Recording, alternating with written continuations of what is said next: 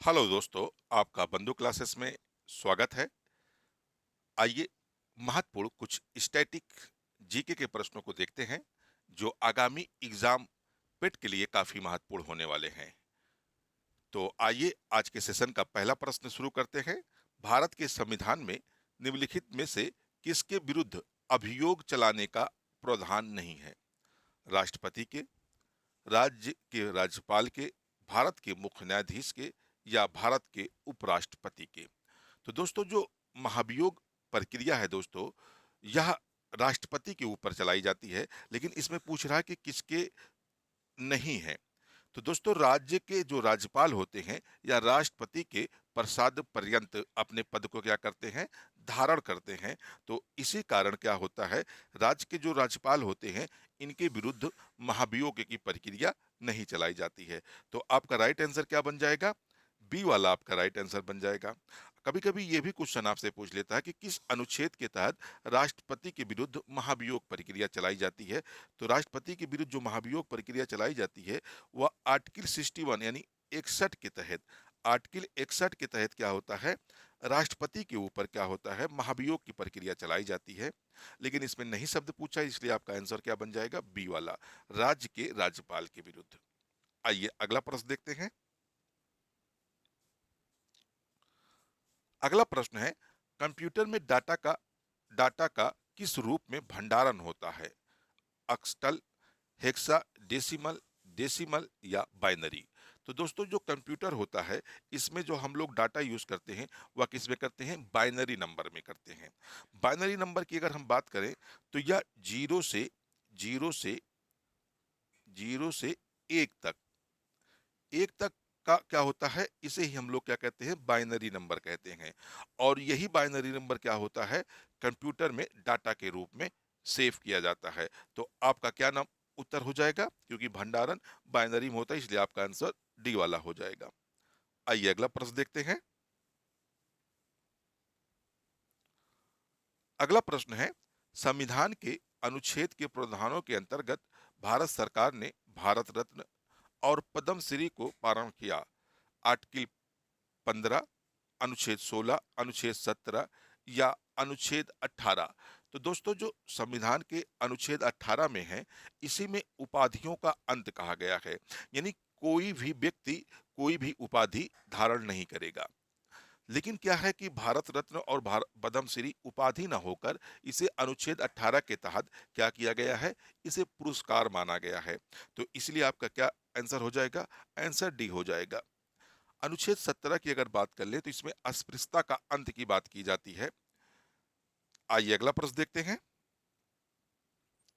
अगला प्रश्न है, भारत में कृषि आयकर लगाया जा सकता है स्थानीय सरकारों द्वारा, राज्य सरकारों द्वारा, केंद्र सरकार द्वारा या केंद्र और राज्य सरकार द्वारा? तो दोस्तों, जो भारत में कृषि आयकर आयकर है, यह राज्य सूची का विषय है। क्योंकि आपको पता होगा कि भारत में कानून बनाने की 3 सूचियां दी गई हैं, राज्य संघ सूची, राज्य सूची और मिश्रित सूची। जो राज्य सूची के विषय होते हैं, यानी जो राज्य सूची राज्य सूची के विषय होते हैं, उस पर कानून बनाने का किसका अधिकार होता है? राज्य की सरकारों का होता है। तो राज्य सूची का विषय है कृषि आयकर, क्या है? राज्य सूची का विषय है। तो इसलिए कौन सा कानून बनाएगी कौन सरकार? राज्य सरकारों द्वारा इस पर कानून बनाया जाएगा। इसलिए आपका राइट आंसर क्या बन जाएगा?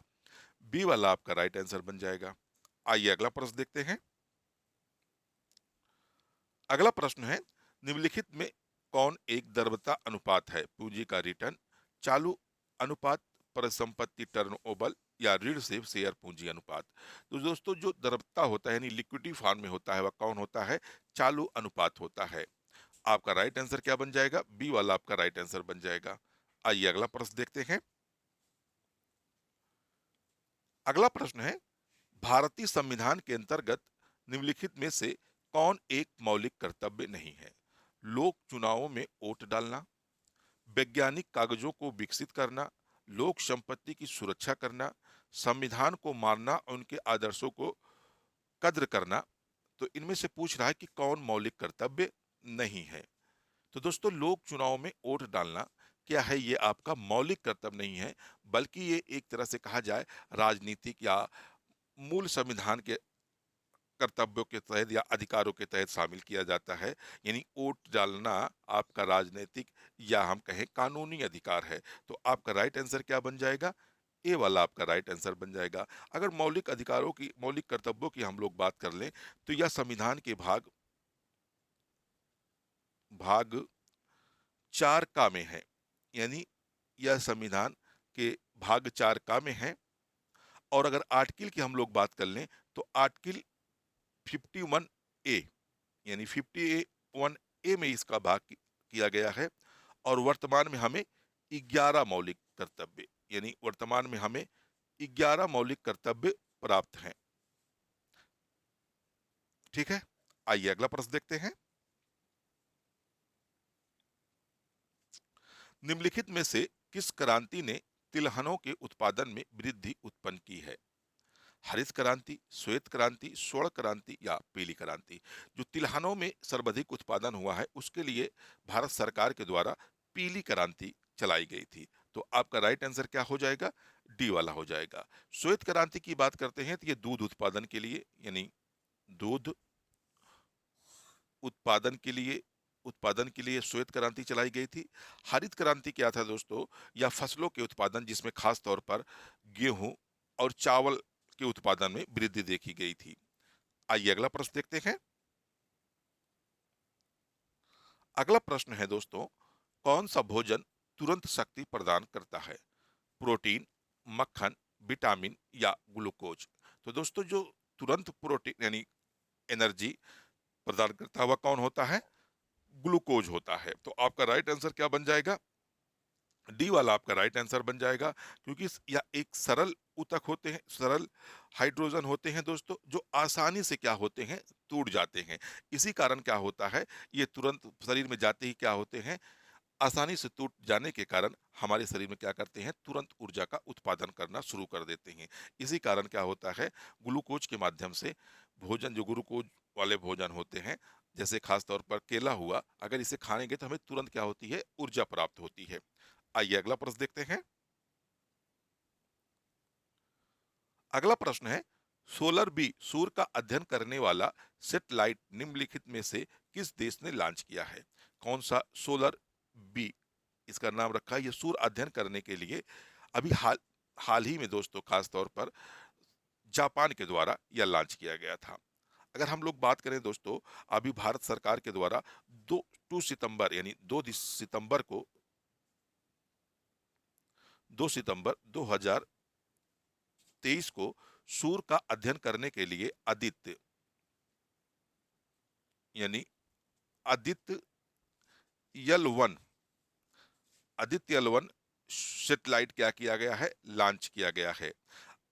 तो सूर्य का अध्ययन करने वाला ये आदित्य यल 1 जो है, भारत का पहला सौर मिशन होगा। और यह लॉन्च कब किया गया? 2 सितंबर 2023 को यह लॉन्च किया गया है। आइए अगला प्रश्न देखते हैं। अगला प्रश्न है, निम्नलिखित में से कौन सा जिला भारत की अंतरराष्ट्रीय सीमा पर है? गोरखपुर, जयपुर, किन्नौर या कुलेर?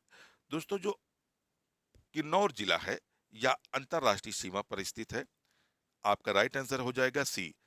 अगर किन्नौर जिले की बात करें तो यह हिमाचल प्रदेश में स्थित है। यानी हिमाचल प्रदेश में स्थित है।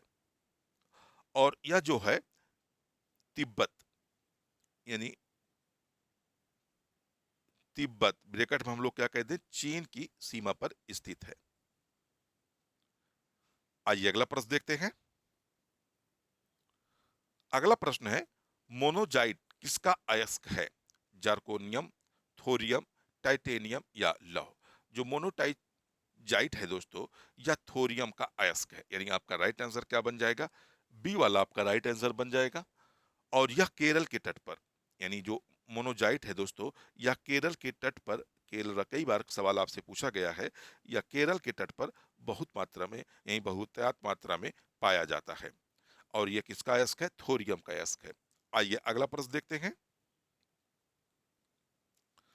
अगला प्रश्न है, निम्नलिखित में से किसके शासनकाल में मुगलों और मराठों के बीच द्वंद्व प्रारंभ हुआ था? अकबर, जहांगीर, शाहजहां या औरंगजेब?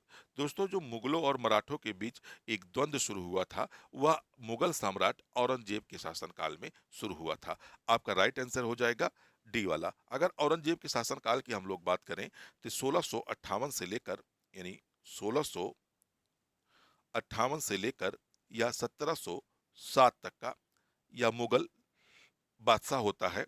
और इसी पीरियड में क्या होता है दोस्तों, मुगलों और मराठों का एक द्वंद्व चालू होता है जो औरंगजेब की मृत्यु तक चलता रहता है। आइए अगला प्रश्न देखते हैं।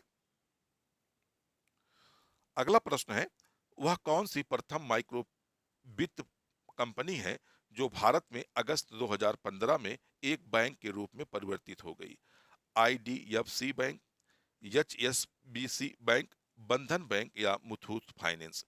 जो दोस्तों ये बंधन बैंक है, जिसने अपने आप को एक बैंक के रूप में क्या किया, परिवर्तित कर लिया। आपका राइट आंसर क्या होगा? सी वाला। आइए अगला प्रश्न देखते हैं। एक सहकारी समिति के गठन के लिए न्यूनतम कितने सदस्यों की आवश्यकता होती है? दोस्तों, जो सहकारी समिति होती है, इसके लिए अगर कम से कम अगर सदस्यों की बात की जाए तो 10 सदस्य होते हैं। तो आपका राइट आंसर क्या बन जाएगा? डी वाला आपका राइट आंसर बन जाएगा। आइए अगला प्रश्न देखते हैं। अगला प्रश्न है, पश्चिमी घाट है पर्वत, पठार, पठारों का ढाल या पहाड़ियां? जो पश्चिमी घाट है दोस्तों, यह पर्वतों का ढाल है। यानी जहां इसके आसपास देखें कि कई सारे बड़े बड़े पर्वत स्थित हैं, इसीलिए इसे पर्वतों का ढाल कहा जाता है। आपका राइट आंसर क्या होगा? सी वाला आपका राइट आंसर हो जाएगा। आइए अगला प्रश्न देखते हैं। अपने स्वयं के प्रयोग के लिए मालिक द्वारा लिए गए वस्तुओं के मूल्य को किस खाते में क्रेडिट किया जाएगा? बिक्री खाता, निकासी खाता, खरीद खाता या पूंजी खाता? दोस्तों, अगर कोई चीज अपने लिए या स्वयं के उपयोग के लिए कोई खाता चालू किया जाता है, उसमें धन रखा जाता है, उसे क्या कहा जाता है? खरीद खाता कहा जाता है। तो आपका राइट आंसर क्या बन जाएगा? सी वाला आपका राइट आंसर बन जाएगा। आइए अगला प्रश्न देखते हैं। अगला प्रश्न है, निम्नलिखित किस सम्राटों के शासनकाल में भारत का पहला मुद्रा रुपया मुद्रित हुआ था? यानी यहाँ एक सवाल है दोस्तों, देखिएगा, मुद्रा रुपया में पूछ रहा कि किस शासक ने मुद्रा यानी रुपया नामक मुद्रा का प्रचालन किया था? अकबर, हुमायूं, शेरशाह सूरी या समुद्रगुप्त? तो दोस्तों, सम्राटों की अगर बात करें शासनकाल में, तो शेरशाह सूरी जो है, इसने ही सर्वप्रथम रुपया मुद्रा की थी। तो आपका राइट आंसर क्या हो जाएगा? सी। अगर इसके शासनकाल की हम लोग बात करें तो इसका शासनकाल 1540 से लेकर 1545 तक का यह क्या होता है? भारत का शासक होता है। आइए अगला प्रश्न देखते हैं। अगला प्रश्न है, शहद का प्रमुख घटक है ग्लूकोज, मल्टोज, सुक्रोज या फ्रेक्टोज? तो शहद का प्रमुख घटक कौन सा है? फ्रेक्टोज। आपका राइट आंसर डी वाला। आइए अगला प्रश्न देखते हैं। अगला प्रश्न है, निम्नलिखित में से कौन राजस्व व्यय का एक उदाहरण है? तो दोस्तों, फैक्ट्री सेट का निर्माण, जमीन खरीद, एक प्रिंट की मरम्मत, एक नई मशीन की स्थापना? तो राजस्व व्यय की बात कर रहा है, जिसमें राजस्व खर्चा हो, तो इसमें एक मशीन की स्थापना जो है, यह राजस्व व्यय का एक उदाहरण माना जाता है। आपका डी आंसर हो जाएगा। आइए अगला प्रश्न देखते हैं। निम्नलिखित में से किसमें कार्बन नहीं होता? डायमंड, ग्रेफाइट, कोयला, इनमें से कोई नहीं? तो दोस्तों, डायमंड में भी कार्बन पाया जाता है, ग्रेफाइट में भी कार्बन पाया जाता है, कोयले में भी कार्बन पाया जाता है। तो आपका राइट आंसर क्या बन जाएगा? इनमें से कोई नहीं। यानी ऐसा कोई विकल्प नहीं है जिसमें कार्बन ना पाया जाता हो। आइए आपका अगला प्रश्न देखते हैं। अगला प्रश्न है, उत्तर प्रदेश के किस जिले में सर्वप्रथम सोलर ऊर्जा संयंत्र प्रारंभ किया गया? आगरा, मथुरा, अलीगढ़ या सहारनपुर? तो दोस्तों, सर्वप्रथम जो उत्तर प्रदेश में सोलर ऊर्जा संयंत्र की शुरुआत मानी जाती है, वह कहां से? अलीगढ़ जिले से मानी जाती है। आपका राइट आंसर क्या हो जाएगा? सी वाला आपका राइट आंसर होगा। आइए अगला प्रश्न देखते हैं। निम्नलिखित में से कौन सा स्त्रीलिंग हार्मोन है? एस्ट्रोजन, इंट्रोजन, ऑक्सीजन या इंसुलिन? तो दोस्तों, जो स्त्री हार्मोन है, स्त्रीलिंग हार्मोन है, वह कौन सा है? एस्ट्रोजन। आपका राइट आंसर ए। आइए अगला प्रश्न देखते हैं। अगला प्रश्न है, निम्नलिखित में से कौन सा एक सही सुमेलित नहीं है? लखीमपुर खीरी अधिकतम भौगोलिक क्षेत्रफल, सोनभद्र अधिकतम वन आच्छादित क्षेत्रफल, सीतापुर न्यूनतम भौगोलिक क्षेत्रफल, संत रविदास नगर न्यूनतम वन आच्छादित क्षेत्र। तो दोस्तों इसमें पूछ रहा कौन सा सही सुमेलित नहीं है। तो लखीमपुर देखा जाए तो यह उत्तर प्रदेश का सबसे बड़ा जिला है और क्षेत्रफल की दृष्टि से सबसे बड़ा जिला है, यानी ये वाला आपका राइट आंसर हो जाएगा। सोनभद्र अधिकतम वन अनाच्छादित, यानी उत्तर प्रदेश का सर्वाधिक वन कहाँ पाए जाते हैं, सोनभद्र क्षेत्र में पाए जाते हैं, इसलिए आपका ये भी आंसर क्या है, राइट है। सीतापुर न्यूनतम भौगोलिक क्षेत्रफल, दोस्तों सीतापुर दे रहा है न्यूनतम भौगोलिक क्षेत्रफल, जैसे हम लोगों ने पढ़ रखा होगा जो हापुड़ है, हापुड़, हापुड़ क्या है, उत्तर प्रदेश का न्यूनतम भौगोलिक क्षेत्रफल वाला है, यानी ये आपका गलत आंसर है। संत रविदास नगर न्यूनतम वन आच्छादित क्षेत्र, ये भी सही है। तो आपका आंसर क्या बन जाएगा, सी वाला आपका राइट आंसर बन जाएगा। आइए अगला प्रश्न देखते हैं। अगला प्रश्न है, उत्तर प्रदेश के किस शहर को पूर्व का ग्रास के नाम से जाना जाता है। काफी इंपॉर्टेंट क्वेश्चन, और कई बार साल यूपी टीपीएससी ने इस सवाल को पूछा है। उन्नाव, कन्नौज, वाराणसी या लखनऊ। तो कन्नौज को क्या है, पूर्व का ग्रास कहा जाता है। इसी को इत्र की नगरी भी कहा जाता है, इत्र की नगरी भी कन्नौज को कहा जाता है, और पूर्व का ग्रास भी कन्नौज को ही कहा जाता है। आइए आज का अंतिम प्रश्न देखते हैं। उत्तर प्रदेश किस शहर को अभी तक राष्ट्रीय राजधानी क्षेत्रफल में सम्मिलित नहीं किया गया है। ग्रेटर नोएडा, गाजियाबाद, मुजफ्फरनगर या मुरादाबाद। तो दोस्तों अभी मुरादाबाद को एनसीआर यानी एनसीआर क्षेत्र में उत्तर प्रदेश से शामिल नहीं किया गया है। आपका राइट आंसर डी। अभी तक का 8 शहरों को, यानी 8 शहरों को उत्तर प्रदेश से एनसीआर में शामिल किया गया है। तो दोस्तों आपको यह वीडियो कैसा लगा, आप हमें कमेंट बॉक्स में बताएंगे। आप हमारे चैनल को सब्सक्राइब, वीडियो को ज़्यादा से ज़्यादा शेयर करेंगे दोस्तों। फिर मिलते हैं अगले वीडियो में, जब तक के लिए धन्यवाद। जय हिंद दोस्तों।